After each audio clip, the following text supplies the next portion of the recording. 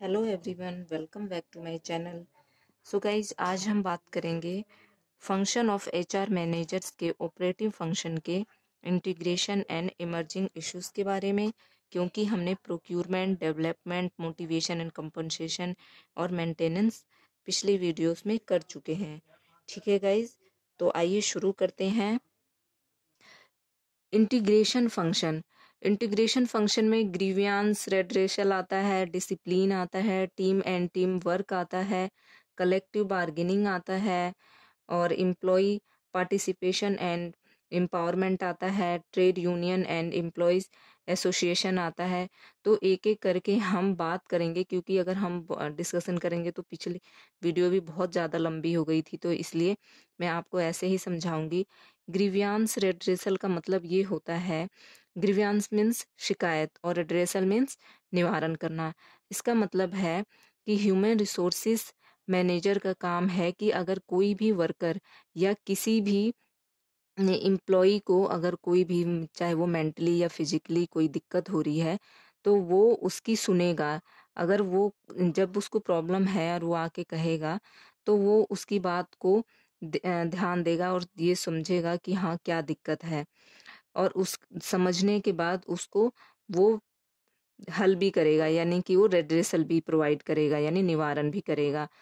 तो गाइज, क्योंकि देखिए, अगर कोई इम्प्लॉई है और वो ऑर्गेनाइजेशन में काम कर रही है, अगर उसकी हर बात को ध्यान से सुना जाता है और उसको समझा जाता है, फिर उसका निवारण किया जाता है, तो जो इम्प्लॉई है या जो कर्मचारी है, वो उस ऑर्गेनाइजेशन में और भी अच्छे तरीके से काम करेगा, क्योंकि वो ये उसको लगेगा कि भाई मेरी भी इस ऑर्गेनाइजेशन में अहमियत है, क्योंकि मेरी बातों को सुना जाता है, समझा जाता है और उसके बाद सॉल्यूशन भी निकाला जाता है। तो ये है ग्रीवांस रेड्रेशल का मतलब ये। ठीक है गाइज, उसके बाद डिसिप्लिन। गाइज, हर ऑर्गेनाइजेशन का अपना कुछ रूल रेगुलेशन होता है और उसी रूल रेगुलेशन के अकॉर्डिंग चलना पड़ता है। तो ह्यूमन रिसोर्सेज मैनेजर का काम है कि इस डिसिप्लिन को मेंटेन करवाए। ठीक है गाइज, उसके बाद team and team work. So guys, human resources manager का काम है कि जो भी अलग अलग डिपार्टमेंट है उसके हर एक डिपार्टमेंट में एक टीम हो, और वो टीम टीम वर्क करके काम करे। वो सेपरेटली या आइसोलेशन में काम ना करके वो टीम वर्क में काम करे। तो टीम का मतलब हर ऑर्गेनाइजेशन का एक टीम तैयार हो, और टीम वर्क का मतलब ये कि वो इंडिविजुअल ना करके बल्कि वो टीम की तरह काम करें, ताकि कोऑपरेशन भी अच्छा हो, और जो इंडिविजुअल और जो ऑर्गेनाइजेशन का गोल है उसमें जो मिड कम्युनिकेशन है वो अच्छे से हो पाए। मिड कम्युनिकेशन का मतलब यहाँ पे कि दोनों के गोल सेटिस्फाई हो पाए। ठीक है गाइज, आई होप समझ में आया होगा। उसके बाद है collective bargaining. So guys, collective bargaining का मतलब ये होता है कि सपोज और मैनेजमेंट और एम्प्लॉय, या मैनेजमेंट और जो वर्कर होते हैं, उसके बीच में अगर कोई कन्फ्लिक्ट हो गया, कोई झगड़ा हो गया या कोई ऐसा मुद्दा हो गया, तो कलेक्टिव बार्गेनिंग में वो बातें करते हैं। मतलब जो ह्यूमन रिसोर्सेज मैनेजर है, वो मैनेजमेंट और जो वर्कर है उनके बीच में बात करके और एक ऐसा निष्कर्ष निकालता है जो कि वो सेंटर पॉइंट हो, मतलब दोनों के हित में हो। ऐसा नहीं है कि वर्कर को दबाया जाए, और ऐसा नहीं है कि जो मैनेजमेंट है उसकी बात को ना सुना जाए। तो कलेक्टिव बार्गेनिंग में दोनों की बातों को सुनते हुए और एक बीच का निष्कर्ष निकाला जाता है, कंक्लूजन निकाला जाता है बातचीत करके। तो इसको बोलते हैं कलेक्टिव बार्गेनिंग। एम्प्लॉय पार्टिसिपेशन, ठीक है, नाम से ही पता चल रहा है एम्प्लॉय पार्टिसिपेशन। इसका मतलब है कि कोई एम्प्लॉय अगर ऑर्गेनाइजेशन में अपना फुल दे रहा है, फुल टाइम दे रहा है, फुल स्किल दे रहा है, या बहुत अच्छे से काम कर रहा है ऑर्गेनाइजेशन में, तो ऑर्गेनाइजेशन का भी एक उनकी लाइबिलिटी बनती है कि उनको जो ऑर्गेनाइजेशन का शेयर है वो कुछ प्रोवाइड करे, ताकि जो एम्प्लॉय है वो ये समझे कि भाई मैं भी इस ऑर्गेनाइजेशन का हिस्सा हूँ, तो वो और भी मोटिवेशन के साथ और भी डेडिकेशन के साथ वो काम करे।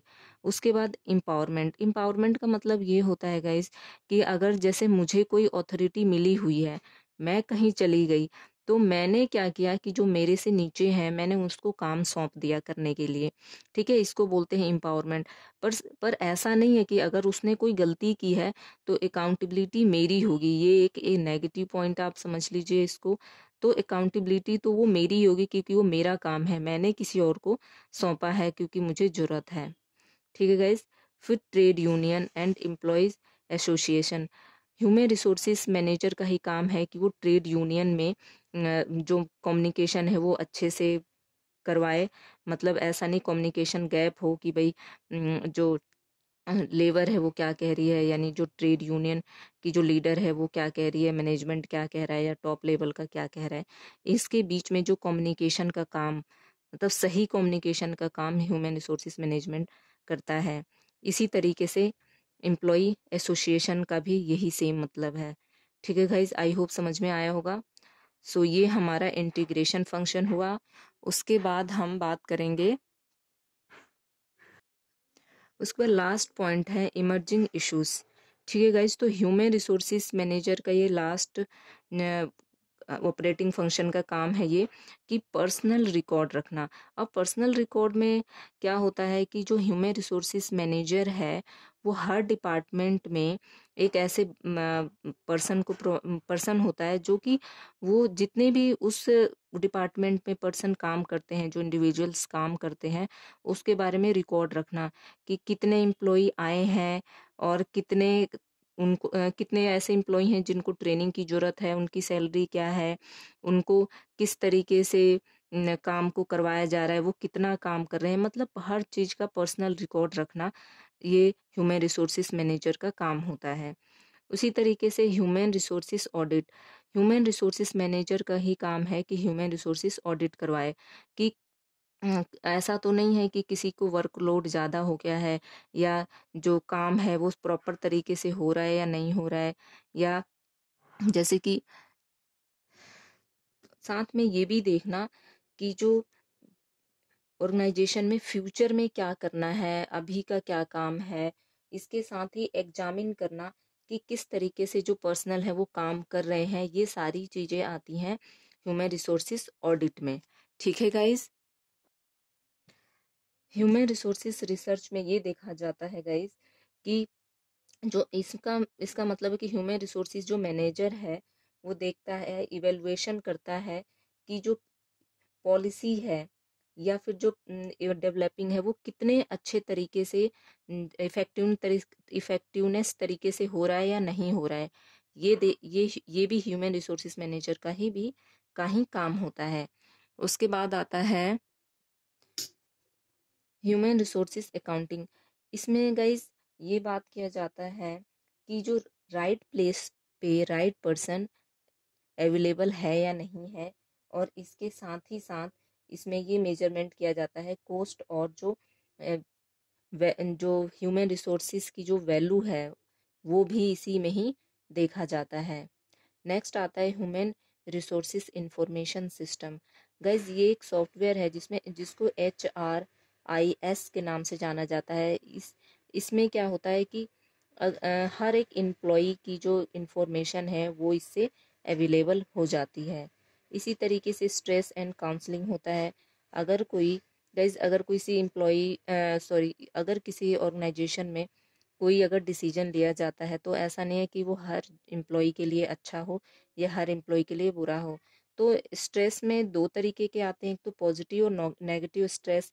जैसे कि अगर कुछ जो भी रूल या रेगुलेशंस बनाए गए हैं वो कुछ एम्प्लॉय के लिए तो लगता है कि हाँ वो मेरे लिए अच्छा है, और कुछ के लिए लगता है कि वो उनके उसके लिए रूल बुरे हैं या अच्छे नहीं हैं। तो जिनको लगता है कि ये रूल्स बुरे हैं या अच्छे नहीं हैं, तो ह्यूमन रिसोर्सेज मैनेजर का काम है कि उनको समझाए कि जो भी ये रूल्स बनाए गए हैं वो किस तरीके से उनके लिए अच्छा होगा। और इसी तरीके से काउंसलिंग है कि भाई उनको काउंसलिंग प्रोवाइड की जाती है, उनको समझाया जाता है कि ये ऑर्गेनाइजेशन के हित में है और साथ ही साथ आपके भी हित में है। तो ये सारी चीज़ें ह्यूमन रिसोर्सेज मैनेजर का ही काम है। तो आई होप समझ में आया होगा गाइज। So thank you.